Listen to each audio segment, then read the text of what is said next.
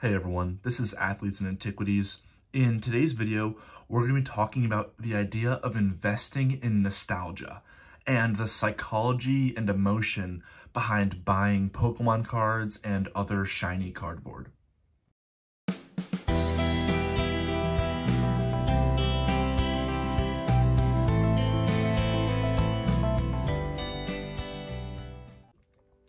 So this is more of a long form, kind of casual conversation about just some broad ideas I've been having. And I was looking at some studies that I thought might relate to it that you guys might find interesting. So today's all gonna be about the psychology of investing and purchasing luxury goods, things that have no intrinsic value, things that we just apply value to. And I'm going to be talking about some psychology aspects today. I am not a psychologist by any means. These are just things I read some interesting studies that I thought could parallel well to our hobby. So the first idea I want to talk about is that humans are very emotional with their purchasing power. Now, there was a study in 2004. I'm going to show this Michael Jordan rookie, not really rookie card because it was printed later, but it's of him in his college uniform. This card to kind of show this. So in 2004, there was a study where people blindly tasted Coke and Pepsi. That's why I'm showing this card, because it has a little Coke symbol here. So that's the only reason. But so people were blindly asked to taste Coke and Pepsi, and their brains were monitored while they did this. Their brains were being scanned.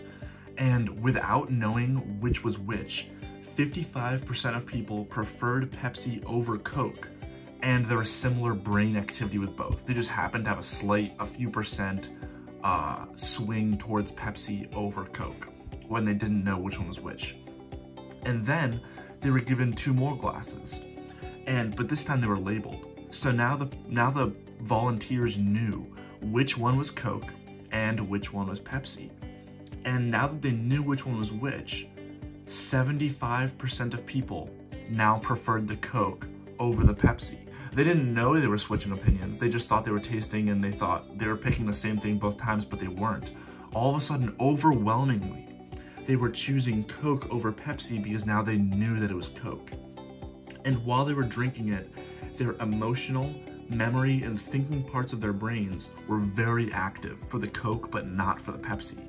Because people had this emotional attachment to the Coke where it actually clouded their taste buds and made them think that it was better, purely because of the successful marketing and their emotions tied to the Coke products. So I just wanted to show this card with the Coke symbol because I thought that was a very fascinating study. And that can actually be applied to collecting cards in general. Whether you're collecting sports here, whether you're collecting non-sports like random celebrities, or whether you're collecting Pokemon or Yu-Gi-Oh, whatever it may be, this definitely applies. Because cards are a very emotional product, and people are very emotional with their purchasing power. So those two things combined create a very emotional market. And so with that, vintage card prices, so there's different ways that we look at our cards. So vintage cards, like over here, they're largely driven by nostalgia and history. People apply a certain value to a card because they remember their childhood when they opened it, or the history behind the hobby in general. You know, what got us started, the first big chase card, whatever it may be, there's an emotional attachment to that. And that's deeply rooted in nostalgia and history. And then there's modern cards, like I guess you could see, I'll just pull up this Ho-Oh here from Modern Card. And this is more driven by current excitement. This was 2016, so it's a bit older. Maybe this is a better example, 2019, a more recent card, but this is more driven by current excitement. There's not much nostalgia to this because it's brand new. So it's all just current emotion around the hobby. And those two things are why we see the two markets behave very differently. There's a very clear difference in how vintage cards appreciate or depreciate versus how modern cards appreciate or depreciate. And so there's no right answer. So I just have some cards up here, some old, some new, and there's no right way. There's no correct answer with these cards, and how you view them. So when deciding between, actually I'll take these off. When deciding between a base set Charizard and a modern Charizard. It's got a vintage Charizard and a modern Charizard here. How you view each one depends on the types of emotions you attach to it. And same thing with a vintage EX here or a modern EX. It's noticeably different. It also depends on, like, you know, how old you are, stuff like that. So like when an older collector looks at base set Charizard on the left there, they feel a rush of nostalgia. And but someone that just got into the hobby a year ago might not feel that rush of nostalgia because there's no attachment to that card. They might appreciate the history, but there's no childhood connection there. But there's people my age where we feel that rush of nostalgia for the EX era, like with the Sneasel EX. And same thing with what a modern collector feels with a more recent card. So a modern collector may feel a rush of, I guess you would call it nostalgia, even though it's very recent, a rush of nostalgia towards a 2019 Tag Team Alt Art GX that they might not feel towards a vintage EX or a vintage Holo. And that's not right, that's not wrong. It's just different people come in at different times. They grew up with different opinions. They grew up with different things in front of them. And so when you invest in Pokemon, you're essentially, and I say invest in quotations, when you invest in Pokemon, because I think it's more speculating than investing, but you're essentially trying to predict how future emotion of the masses will drive the price and demand.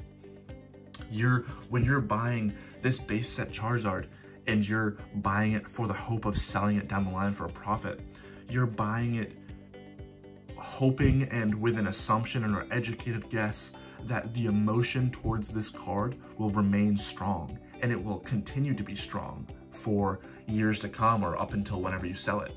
And when you invest in or whatever, speculate on a modern card like this Tag Team GX, you're speculating on future nostalgia. So as people that just got in when this card was new or were in the hobby when this card was what everyone was excited for it, you're, I guess, speculating on the idea that in the future, the nostalgia that older people feel towards base set Charizard or that I feel towards EX, someone else will then feel towards these GX cards. You're basically hoping and you're assuming you're using past history to predict the fact that people will feel that same type of connection and therefore assign a similar type of value to that going forward. It might not be the same price as base set Charizard, but it will appreciate with the appreciation of that item over time.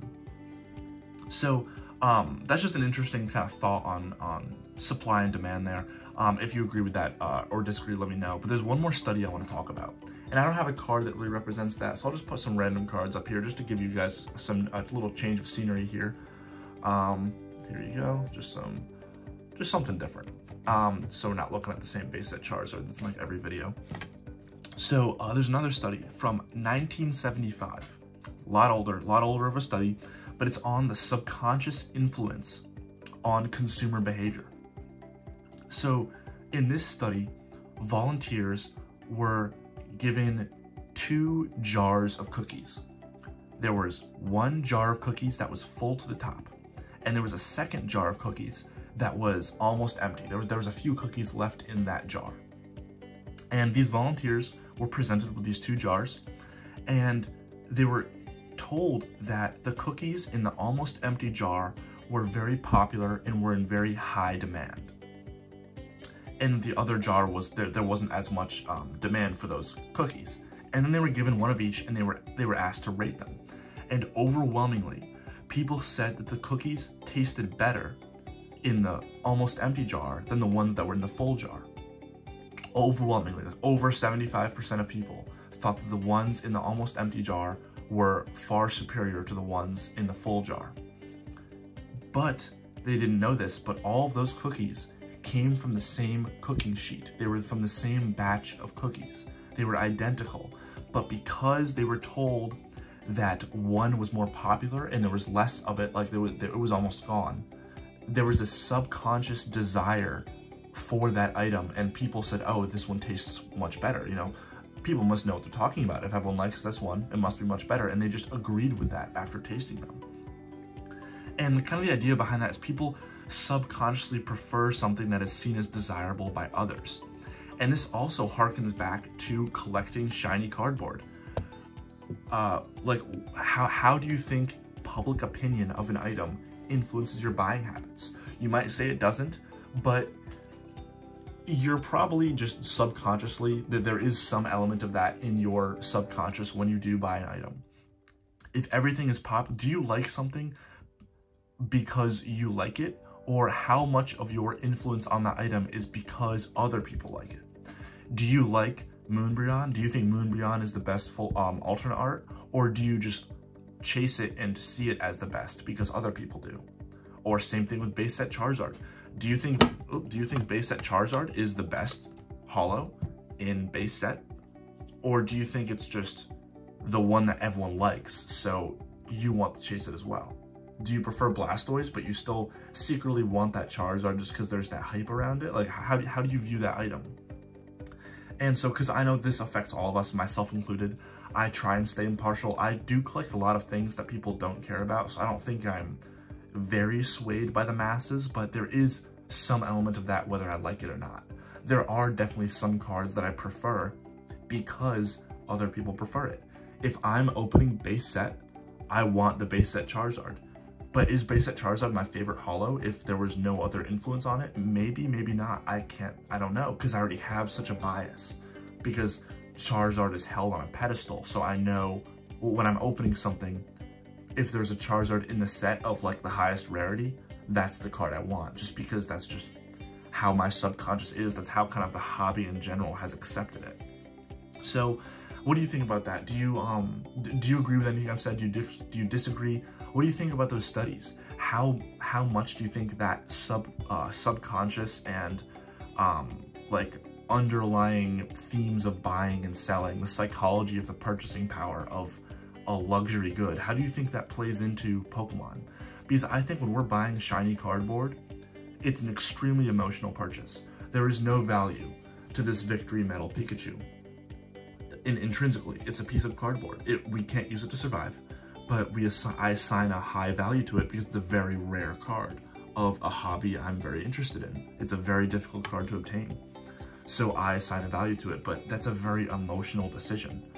And do you think that there's a lot of volatility there in that emotion that people just aren't really considering? Love to hear your thoughts on that. Let me know if this is the kind of video you like. I kind of strayed off my normal type of market discussion and more just talked about a very broad theme here. So yeah, let me know what you think, and yeah, take care.